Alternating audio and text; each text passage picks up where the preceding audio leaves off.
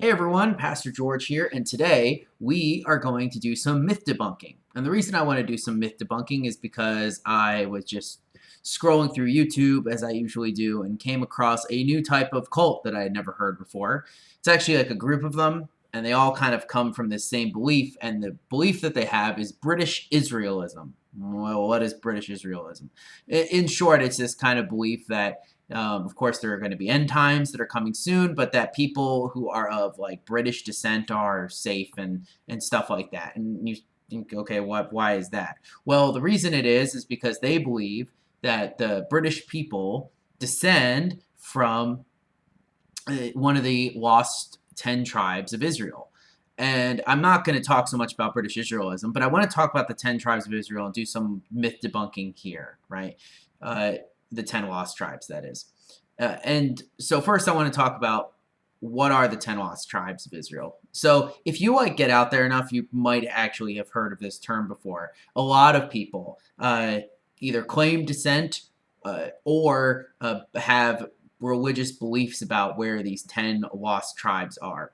So if you remember, Joseph is one of 12 brothers, right? He has 12 brothers and they, oh, no, sorry, he has 11 brothers. He's one of 12. And they end up all becoming the patriarchs, if you will, of the 10 tribes of Israel, right? Reuben, Simeon, Levi, Judah, you know them, right? Well, so they end up moving into Israel, right? And this is how people separate their groups, right? You see this in the beginning of Exodus, that they count the tribes, and they're all descended from one of his brothers, and they move in, right? And so most of them, the 10 of them, all of them except the tribe of Judah and some of the Levites, right? The priestly class, and some of the others settle in the southern kingdom of Judah, right? Because you have the United Kingdom under Saul, David, and Solomon, and then it splits. And all the other tribes, 10 of them, are in the northern kingdom. Well, around the year like 877 or something like that, maybe it's 788, I can't remember exactly. The Assyrians come in and they destroy, we talked about them last Sunday, they destroy the northern kingdom of Israel, right? And so, and I'll go to what actually happens to them, but they destroy the northern kingdom of Israel, and then only the southern kingdom is left, right? Now, the southern kingdom would later be destroyed as well, but by the Persians, right? And they're moved to, by Babylon, and they're moved to Babylon, and they're there until the Persians come and say that you can go back to the promised land where you're at, right? And but what happens is we completely lose, well, not completely, but we lose a lot of the biblical narrative around the tribes, right? Because it ends up in the Bible, because it ends up just following the southern kingdom, because those are the people that would go on to become what we now consider Jewish people, right? And so for a long time, there has been a belief within Judaism itself of this almost, and not like a real, like a structured real belief, but of like Jews in the past, that somewhere these tribes went and they're going to come back and kind of save us. Medieval Christians had a similar concept about a Christian king who lived far away and lives in this great land, and that he's going to come back and he's going to destroy kind of the people like the Muslims who have cut them off and stuff like that, right? So that's kind of the role that these 10 tribes played within like Jewish folklore. But like when you get into the 1800s, you start to get more, and like genetics is being discovered and all these other types of things. Anthropology is being developed, right?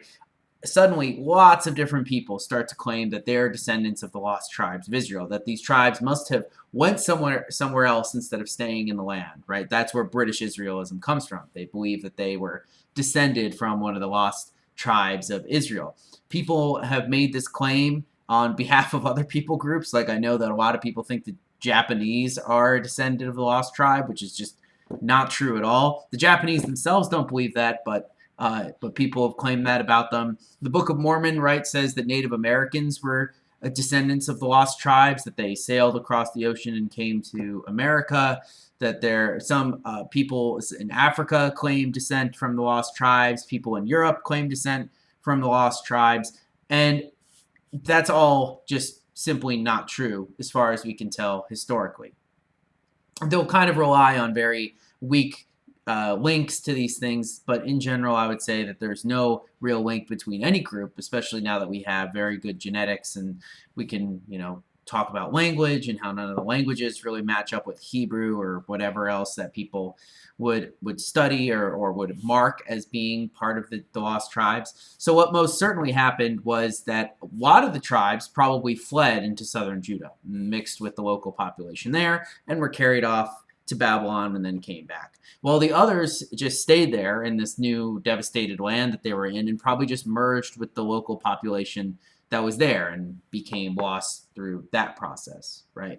And so that's what archaeologists think happened, because they're able to see a large increase of the population of the southern kingdom of Judah after the Assyrian conquest of the north, which means that people were probably fleeing there, right? Building new homes, stuff like that.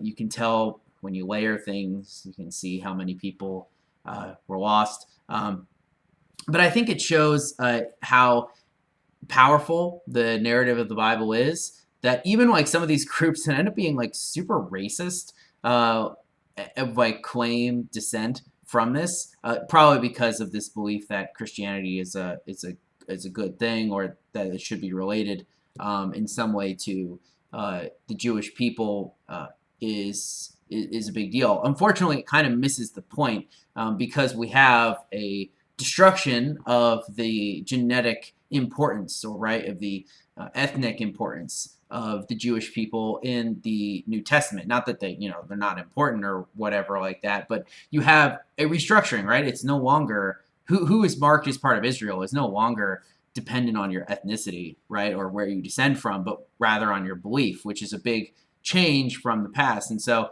I think it's, whenever people start to make it about that, I would just be very cautious. And it's something for you to look out for in a lot of false teachers, because lots of people will start to teach this type of stuff. So just keep an eye on it. 10 tribes, maybe fun for like a Dan Brown book or something like that, but really not a lot of basis in actual history of these people moving around. So I just wanted to talk about that because I found it interesting.